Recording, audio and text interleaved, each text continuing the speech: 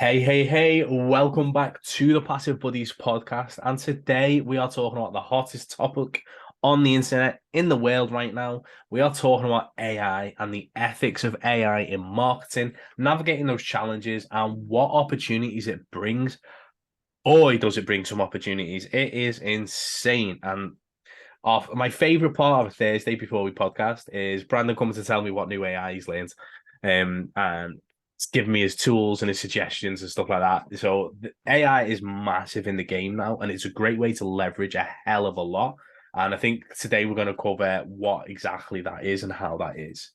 You okay? Yeah, I'm doing amazing. There is so many cool different AIs out there. It's just advancing week after week.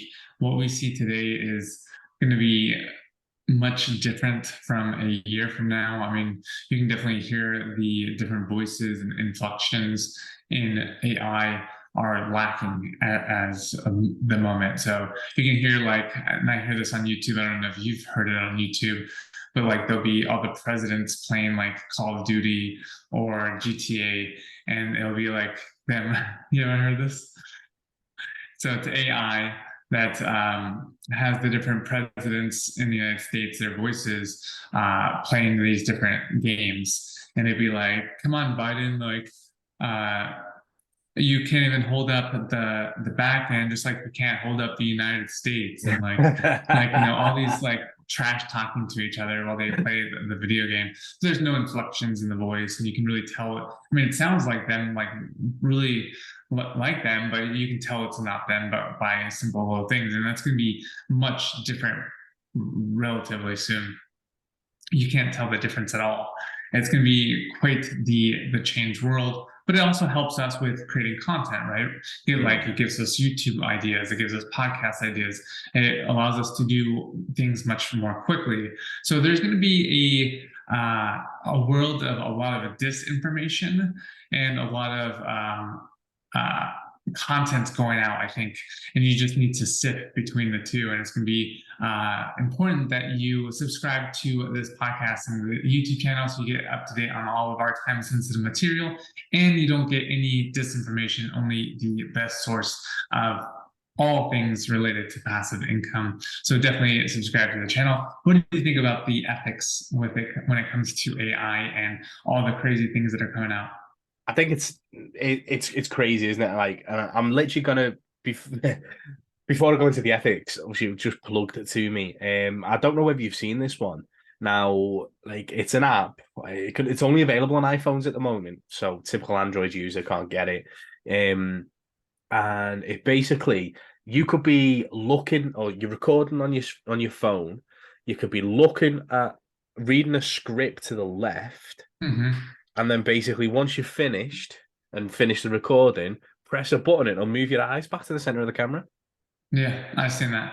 Like, oh my God. I was like, because one of the hardest things about video is remembering what to say, isn't it? And that's how, like, obviously on this podcast, because we don't do scripts, like we literally like we go off on our little rants and like we pull it back and we summarize the rants and we take the piss out of the rants, like all of like it's not scripted work, is it? Whereas like when you want to do a reel or you want to do a specific type of eccentric or VSL or anything like that, you can literally read it off your script and it'll pull your eyes back so it doesn't look like you are like so you don't need these big boss teleprompter stuff like Right. which actually makes it dead easy. Like you literally do it on do it on your webcam or your phone and have like a side phone with your script going through it and it literally pulls it back. I was like, wow, I was like, that's amazing.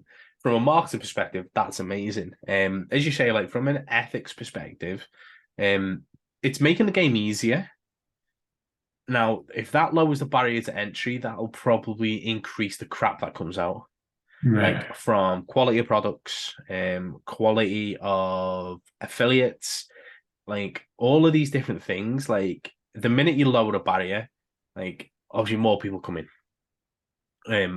So and with that, like people get put off by obstacles, don't they? And products get put off by obstacles. And with AI and like with obviously those barriers being removed, it does open the floodgates to a lot, as you say, like misinformation, a lot of crap. And that is a danger of it. So, as you say, like, which is then going to increase your research time, isn't it? So, although, for instance, you can ask ChatGPT anything and it'll nail it for you from 2 years ago, like Right. it's if that's what we do a lot of time sensitive stuff, don't we? We talk about stuff that's literally coming out as it's coming out, what's going on, like, and ChatGPT can't do that really, obviously because it's 2 years behind. But if everyone's going to ChatGPT to get all information, like depends on when. Obviously, hopefully it'll update and it'll become like basically live, effectively, like live data. But if that isn't for a couple of years or however long, it's like we're all getting taught outdated information from people who were creating courses from ChatGPT, which is then like you may as well go back to a marketing degree at university because they're teaching outdated information too. Right. So it's like, so that's one thing. Like the time sensitivity of that information can be a bit like that. But some things last, don't they? Like some tactics, frameworks, methodologies are timeless, which is great. And obviously that we can tap into. But yeah, some stuff will be outdated the minute it's printed. Yeah, and I mean, you have to think like that is right with ChatGPT, but if you look at what AI can do, just the processing power of what do you feed it, is live information. I'll give you two examples. Hermosi did a thing where all of his inner circle members or something, instead of he had to do one. I guess they fed this bot this frame like a bunch of times and fed it information of his voice. And so he just had to do one line of, hey Grant or hey Johnny or whatever. And the hey Johnny was actually made through AI. It did the voice with his lips. It did the voice, it did the image in the video with the lips of "Hey Johnny," and it did the "Hey Michael," so that whenever someone opted in, it would be him talking to the person like "Hey Johnny" through a video or GIF or whatever of his voice doing that. And so it was pretty cool that you can actually create that with AI of someone doing their own kind of voice without having to ask the business owner to do a new video every single day, because now you're being more effective to put out content that is like relevant, right? Like you could essentially take all your content that you ever created, feed it through AI, show what is the best I guess, ranking video, and then have it actually create a video based off of you and post it out there. And that's what AI can do. But I'll do it on the spin side, where there was a video released maybe this week, where this lady, she got a call from her daughter, and it was like her daughter crying. And I was going to talk about this, yeah. Yeah. And it was like, Mom, like I'm being in like a hostage situation. And so when I'm like, the hostage was like, blah, blah, blah, blah, blah. We have your daughter, give us money. And then the daughter was like, please do whatever you can. And it sounded like she was crying. And the mom was like, it sounded just like her. Like she had no idea. Like it sounded like she had no second thoughts that it was not her. And that's also the power of AI, that it can replicate that good of content, especially as content creators. We're always giving free voice, free content to people to replicate. So again, that's why it's important to subscribe to the YouTube channel and the podcast so you get direct information from our lips and not misinformation. Do you know what? Like, obviously, just touch on that because I only seen that this morning, which is quite interesting that this conversation came up then. Because me and Case we went for a coffee this morning, on one of our little day dates while the kids are in school. Woohoo! And we were like, what would we do? Like, what would we do in that situation? So basically, we come up with, right, we're going to do a code word. So for anyone in that situation, I was like, to prove validity, it's code word. Obviously, I'm now not allowed to say what that code word is. But yeah, I was scared. Like from because they're in sales. Obviously, that person who's done that fake hostage situation, it was scary as anything. But it's so true in terms of like what people can do to then potentially put words in someone else's mouth. Yeah. Now, as you say, like obviously we're on copy all the time, so like, and we're creating content, we're doing videos and stuff like that. Like this video could like the minute I've got a bigger following, this video could be taken, like my section or your section, put in by someone else, do a script that gets them to promote something that they're selling and that obviously we have no affiliation to or anything like that. And there is going to be some dodgy things happening, obviously, with this type of technology. We already had it with Joe Rogan. So Yeah, so Joe Rogan had something where they took his voice, his video, made it look like he was talking because of the deepfakes that they have with AI, and was promoting some kind of supplement pill that he did not, and it went viral on TikTok or whatever, and he didn't say it at all, and people bought like hundreds of thousands of it. Damn.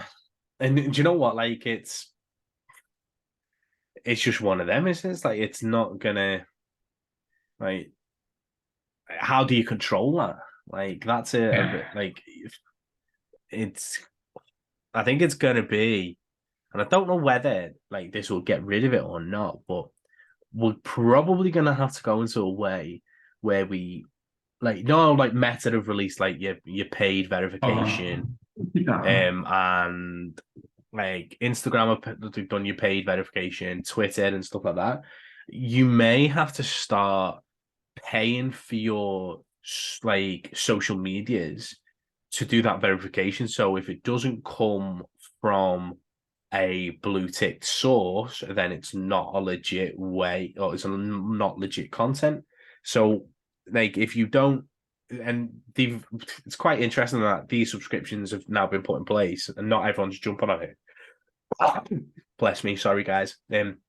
But this might be a forced way of you're gonna have to start paying for your social media, you're gonna have to start paying for your Twitter and your all of that in order to get your blue check mark. So if they don't post on that like verified page, it's not legitimate content and they could potentially take it down. But that might be the only way I can see around it. But not all platforms have got that capacity to like nail that. Obviously, some of the bigger platforms have, but some of the new ones that are trying to compete, like Clapper or Lemonade or anything like that, they might not have that facility to do stuff like that. But that might be the only reason, or the only way you can get around that. But yeah, we could literally have Gary Vee talking about the cash flow community like on TikTok all the time. We could make a fortune. Well, and you have to think I don't know if you heard about this, and we'll end with this. We like to keep it between a certain time, but we could talk about that, all sorts of crazy things with AI. But there's a video or a track that was released as music. It was great. And it was I think it was Drake, but pretty positive. And I guess it went viral and it did really, really well. And it was like popping. And it wasn't him, it was AI generated. And it got such good reviews and such good like things, no one knew the difference. And you can see that the music industry could be easily replaced. The video and movie industry could be easily replaced with AI generated content. Well, they've said, haven't they? Like, for instance, if you watch Star Wars, I'm a big geek, love Star Wars. James Earl Jones has sold his voice to Disney to actually use for Darth Vader for the rest of eternity, and he doesn't have to do it. Like he literally does. Like just use your AI and off you go. Like just pay me for the rights to use my voice. Like James Earl Jones could be dead for like centuries, and Darth Vader can still be knocking about with that voice. Super cool. Which is great from that perspective. But yeah, like replacement wise, you literally couldn't you? Don't need the actor anymore. You can pay a smaller fee because you're not taking up his time, and then just AI generate the whole thing. like for Yep. cartoon stuff. And to be fair, yeah, like normal video, that'll be the exact same soon. Damn. Yep. Well, I mean, Joe Rogan stuff, they already generated video that looked like he was saying everything. So yeah, it's already here, and it's gonna get even more crazy. So, that's it. Okay, so guys, be careful. Be careful when you're watching content. This is legit content. And obviously the AI could say that too. But this is legit content. It's on our verified platforms that aren't verified. So hopefully, guys, you've enjoyed the podcast episode. You're now aware of some of the ethical situations that are going on in the market today, but the potential possibilities as well. That like in 5 years' time, we might not be recording this podcast. We could just be writing our scripts and sending it in, and the AI could be recording this podcast. We wouldn't even need to. The scripts know based off our previous content what we would write. That it would write the content, produce it, post it, and then feed that back into a loop based on how much views it got. Boom. Yeah. So you'll know, guys, when this is AI copy or AI content, because I will be skinnier, okay, and I will not have bags under my eyes, and I will be shaven. So when you hit all three, that's when you know this is AI content.